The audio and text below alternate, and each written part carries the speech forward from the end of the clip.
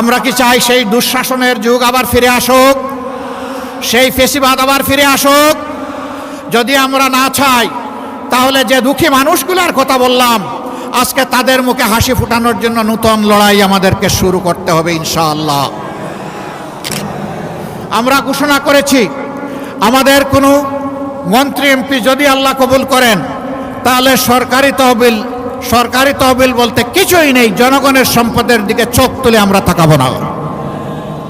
আল্লাহ যা হালালভাবে আমাদেরকে দিবেন তাই নিয়ে ইনশাআল্লাহ আমরা জনগণের খেদমত চালিয়ে যাব এবং আল্লাহর সাহায্য নিশ্চিতভাবে আমরা পাবো। আমরাও সম্মানের সাথে আপনাদের সাথে সেদিন বসবাস করব। এখন আমরা দেখতে পাই একজন এমপি হয়েছেন মাত্র 5 বছরের মাথায় তার সম্পদ বেড়ে যায় 500 গুণ। জিজ্ঞেস করা হয় আপনার ব্যবসাটা কি ছিল, বলে যে মাছ চাষ।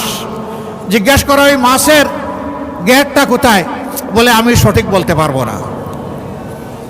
সম্মানিত ভাইরা, পানির নিচে দেখা যায় না তো এই জন্য হিসাব মিলাইয়া দিয়া দেয়। আমরা ওই রকম মাছ চাষি হব না। হ্যাঁ, আমাদের মধ্যে কেউ যদি মাছ চাষি হন তিনি ন্যায্যতার ভিত্তিতে হালালভাবে মাছ চাষ করবেন ইনশাআল্লাহ।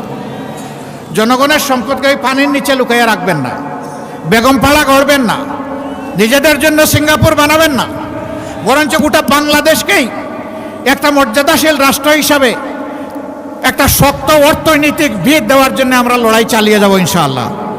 আমরা জানি এই ব্যবস্থাকে অনেকে পছন্দ করে না, অনেকেই আবার ওই সেই পুরাতন ফেসিবাদের এপ্রন গায়ে দিতে চায়।